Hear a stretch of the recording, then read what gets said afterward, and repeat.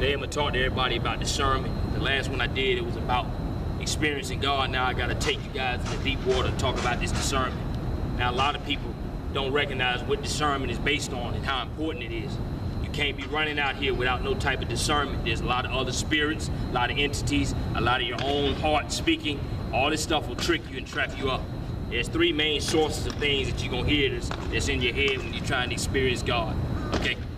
There's demonic entities that's trying to speak to you, okay? Sometimes on rare occasions it is actually God speaking to you, and then on the other it's just your own heart and your own self trying to speak to you, okay?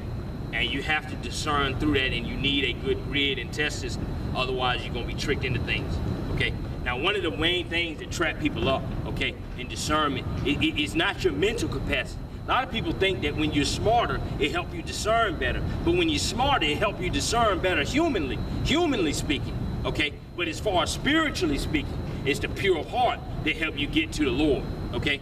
Sometimes being smart can actually hold you back and trap you because you're smart enough to believe your own self, okay? Now check this out, all right?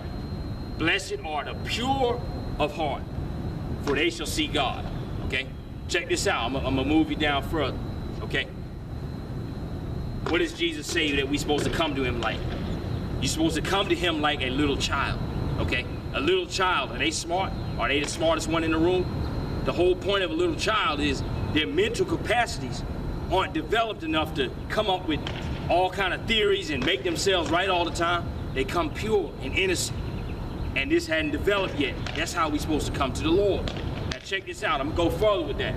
And I'm gonna let you guys know the traps of intelligence and things like that. See, a lot of people think that they're safe if they don't try to hear voices and cut that whole side off and they just read the Bible. A lot of people think they're safe if they do that, but there's traps that they're not even aware of that's happening that they need to be freed from, and the only way to do that is what kind of heart you have, okay? Now first I'm gonna take you to Genesis the 20th chapter, okay? Genesis the 20th chapter, it talks about Abimelech. Abimelech is a man that was a leader in Egypt, and Abraham pretended that Sarah, his wife, was his sister, and Abimelech tried to take him as one of his, okay? God spoke to him in a dream, and God said, you're a dead man. And Abimelech was like, whoa, whoa, whoa. And then God spoke to him again and said, because you have integrity and innocence of heart, okay, I kept you from doing this. So what got him out of the situation is the integrity that was in his heart, not his intellect. Now check this out, I'm gonna take you further, okay? I'm gonna take you further. I'm gonna ask you a question, all my intellectuals out here that think they can use that for their discernment. How do you differentiate human accountability from the approval of man? How do you differentiate that? See, there's so many people, okay?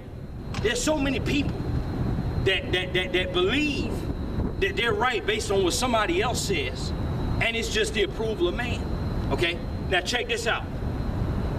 Another question I'm gonna ask you is, who's smarter, you or the devil, or these demons that's been around for thousands of years? Which one of y'all is smarter? Okay, now check this out. You're not smart enough to outsmart one of these demonic entities, no matter how much you learn about the Bible. They was there when it was written. You can't outsmart them. So one of the areas where some of y'all are being tricked is having pride in your hearts. I see so many people that don't believe in, okay, we don't believe in spirits and things like that. Okay, all right, cool. That's all you believe in. But guess what? In their heart, they don't even see that they're arrogant and proud about the knowledge that they have, that they believe they're being justified in. Not seeing that they following the leaven of the Pharisees, in which Jesus says, unless your righteousness exceeds that of the Pharisees, you will no wise enter the kingdom of heaven. And they're doing the same thing the Pharisees are doing in the 21st century. And they don't have the discernment to see it because they're using their own selves to judge themselves. Scripture talks about that too. People that do that are not wise, okay? But now check this out, okay? Another way they get tricked, how it plays itself out in reality in real life situations. The scriptures that you choose to focus on, okay? There are some scriptures that you could choose to focus on to puff yourself up.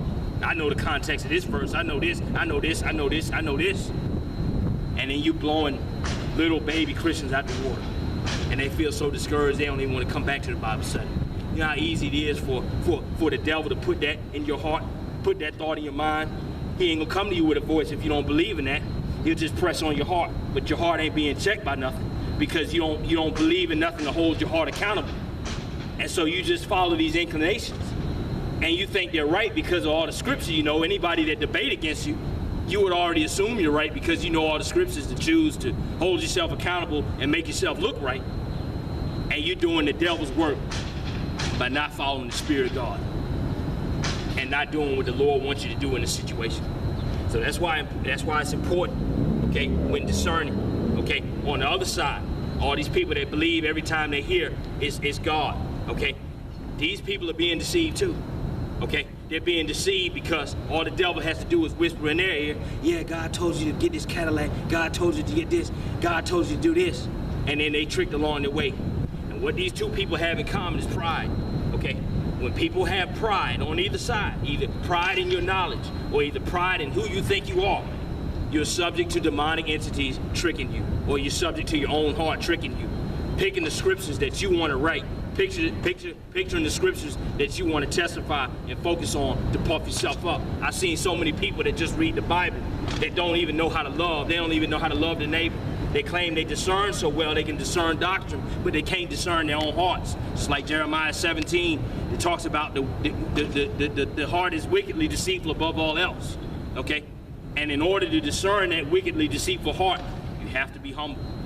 You have to be humble, and you have to have a heart that's open to wherever the correction the Lord gives. So either way, you got to come to him with a pure heart, and you got to really want him, and you got to really seek him, and be willing to take whatever correction the Lord divinely gives you. And when you have that heart and you really want to seek him, and you're really pure heart, you will see him. It may take a long time.